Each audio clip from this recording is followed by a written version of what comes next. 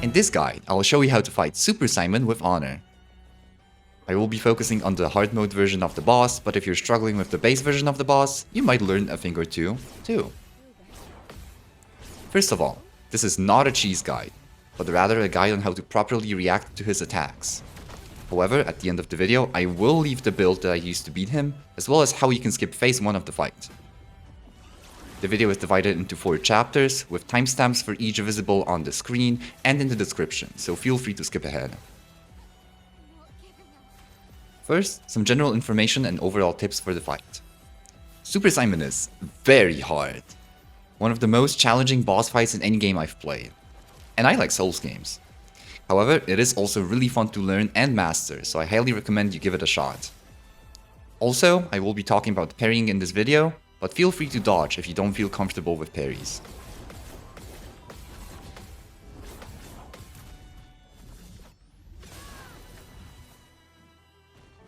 There are 3 main differences from the base version of the boss.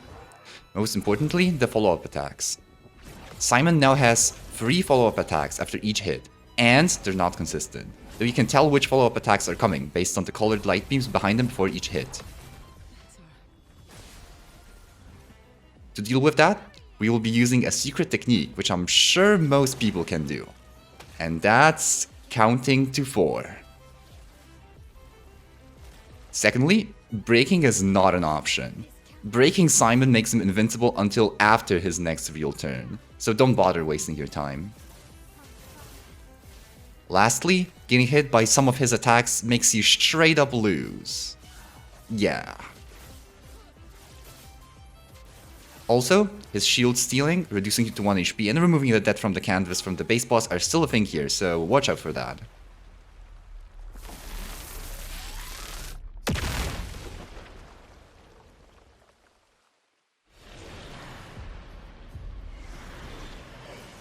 The fight has 2 phases.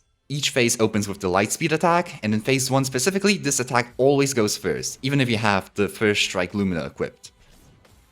In the first phase, you can use 3 different moves: short combo, long combo, and powerful combo. In the second phase, he trades the short combo for the Sword of Lumiere, and he also uses the Lightspeed attack throughout the fight now.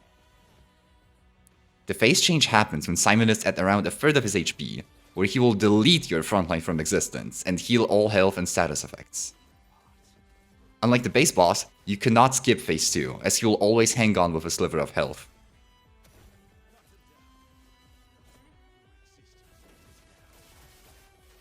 First, let's go over how to deal with his follow-ups.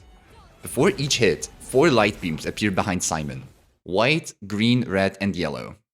Think of these as numbers: 1, 2, 3, and 4 respectively. The first one signifies his base attack and always appears, while 2, 3, and 4 appear randomly. Whichever beams appear behind them signify which follow-up attacks are actually coming. So what you want to do is physically count to 4 for each of his attacks, but only press parry for the attacks signified by the light beams, like this.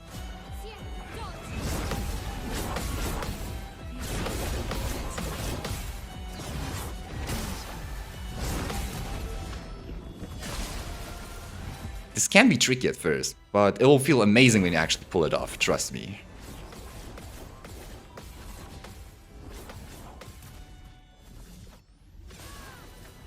Also, the Lightspeed and Sword of Lumiere attacks only have 1 follow-up at most. However, the timing for it is a little quicker, so do keep that in mind.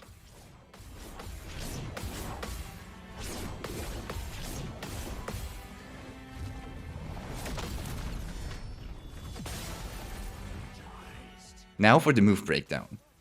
Simon has a total of 5 moves.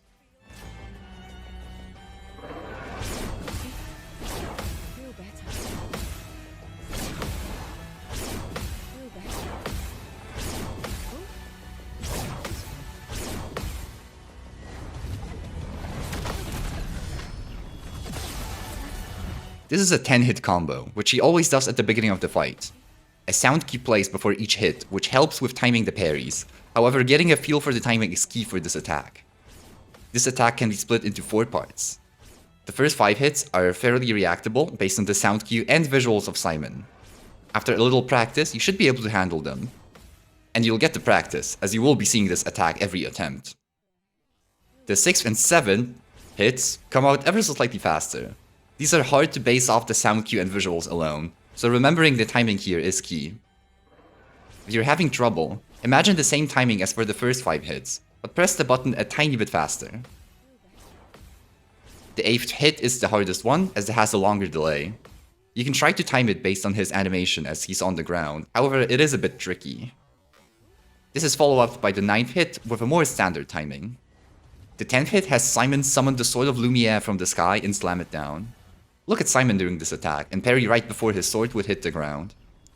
Avoiding this hit is specifically very important, as getting hit removes your party from the canvas, making it impossible to win. This attack can have up to 1 follow-up, which is indicated at the start of the move, and applies to the whole combo. This version honestly makes it a bit easier as it leaves less delay between the hits, making timing the parries a little bit easier.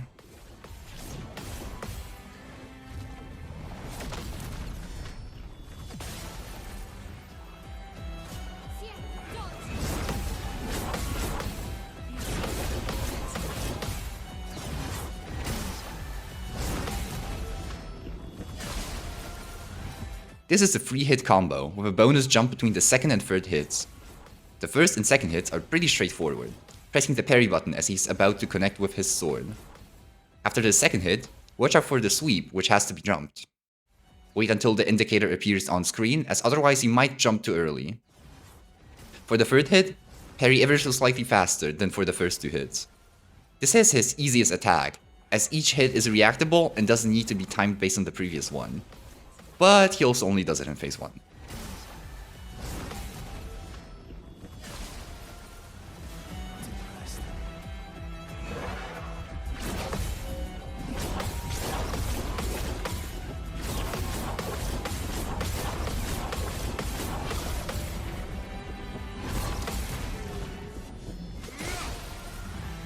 This is a 6-hit combo, and probably his most dangerous attack. The first 3 hits have similar timings, where you should delay your parry a tiny bit between the last follow-up and the actual next hit. The 4th hit comes out quicker, so don't delay your parries for this one. The 5th hit comes out even quicker, so you want to parry immediately after the last follow-up. The 6th hit is delayed again, and very telegraphed, so take it slow and react to it, since it's easy to get caught in the trap of the attack speeding up. Despite how scary it may seem, once you get into the rhythm, it ends up being pretty straightforward.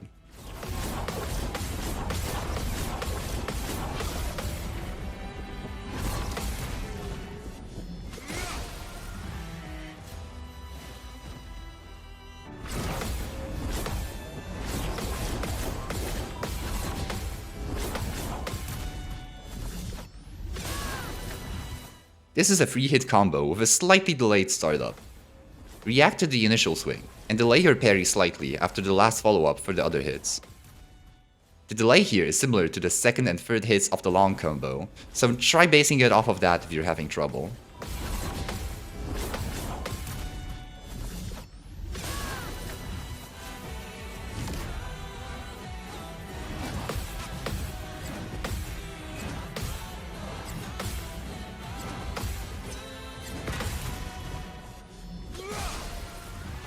This is a 7-hit combo, which is exclusive to phase 2. This attack is unique in that it can only have up to 1 follow-up like the lightspeed attack, but the indicator for it appears only after the 3rd hit and applies for the rest of the attack. The first hit is telegraphed and easily reactable, with the 2nd coming soon after, and the 3rd after some delay. If you're having trouble timing this, try counting to 4 during these hits, leaving 3 as an empty slot. Right after this, the follow-up attack can start. These come out slightly quicker than the lightspeed ones, so if you're failing the parries, try pressing the button a little earlier. The 4th hit is fairly telegraphed, but the 5th has Simon pause for a bit and then swing immediately, so be mindful of the pause and parry earlier than you'd expect. The 6th hit is telegraphed again. The 7th hit comes from the sky, following a sound and visual cue. The timing on this is a bit tricky, as it comes out a little bit after what the sound cue would make you expect. If you're struggling with this, delay your parry a little bit. For a more imaginative example, if the sound cue is a 1 and your parry instinct is a 2, try parrying on 2.5. If you play any instrument, this might help you understand. Oh, and the final hit of the attack will remove the targeted party member from the canvas if it connects, so make sure to avoid it.